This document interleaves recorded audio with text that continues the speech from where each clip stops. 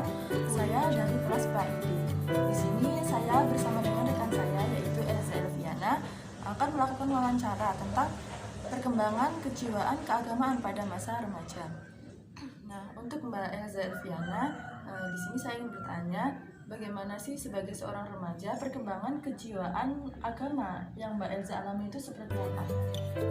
Jadi perkembangan remaja itu dibagi menjadi 3 fase. Yang pertama yaitu fase awal sekitaran umur 12-15 tahun.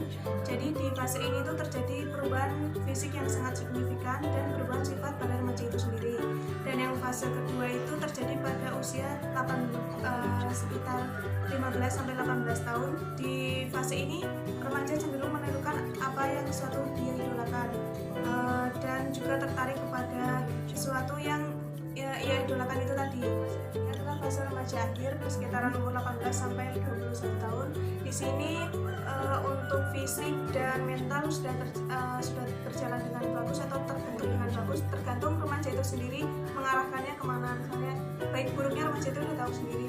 Oh, jadi fase perkembangan remaja itu tuh pada tahap awal remaja itu kebanyakan masih labil ya Mbak ya. Dan yang kedua itu mulai menemukan jati dirinya. Dan yang terakhir pada fase masa remaja akhir perkembangan kejiwaan remaja sudah terbentuk dengan baik. Remaja mulai bisa berpikir kritis dalam beragama.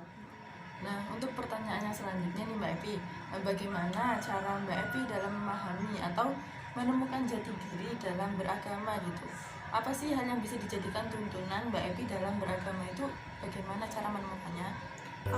Mungkin kalau saya pribadi sebagai seorang remaja, cara yang bisa kita lakukan untuk memahami atau menemukan hal yang bisa menjadi tuntunan dalam beragama, yang pertama adalah lingkungan keluarga, karena lingkungan keluarga tentu sangat berpengaruh terhadap kejiwaan seseorang itu sendiri. Yang selanjutnya yaitu memilih teman dalam bergaul, karena dalam bergaul ada baiknya kita memilih lingkungan yang baik dalam bergaul itu sendiri. Ya. Lalu bagaimana kita menemukan lingkungan yang baik dalam bergaul itu seperti bagaimana?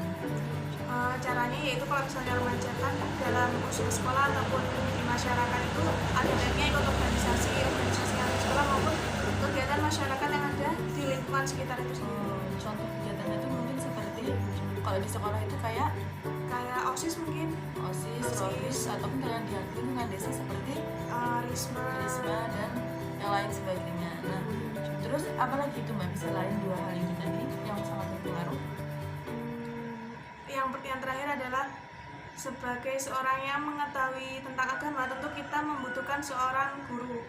Hal ini karena dalam beragama harus ada yang dijadikan panutan atau pedoman dan kita tidak bisa mengandalkan pengetahuan itu di dalam diri sendiri. Jadi itu kita harus ada panutannya untuk menuntut ilmu.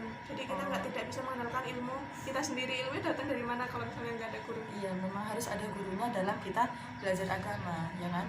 Nah, terima kasih nih untuk Mbak Epi atas waktunya hari ini sudah mau menemani saya dalam melakukan wawancara tentang perkembangan kejiwaan agama pada remaja. Nah, mungkin saya mengucapkan banyak terima kasih untuk Mbak Epi, dan sekian dari saya dan juga Mbak Epi. Kami akhiri. Wassalamualaikum warahmatullahi wabarakatuh.